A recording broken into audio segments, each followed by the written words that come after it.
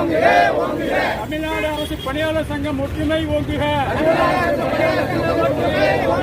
பணியாளர் சங்க ஒற்றுமை ஓங்குக. நியாய விலைக்கடை பணியாளர் சட்டமே ஓங்குக. நியாய விலைக்கடை பணியாளர் சங்கம் ஒற்றுமை ஓங்குக. பணியாளர்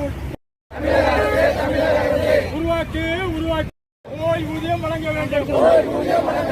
தமிழக அரசே ரத்து செய். 3 மடங்கு அபராத தொகையை ரத்து செய்.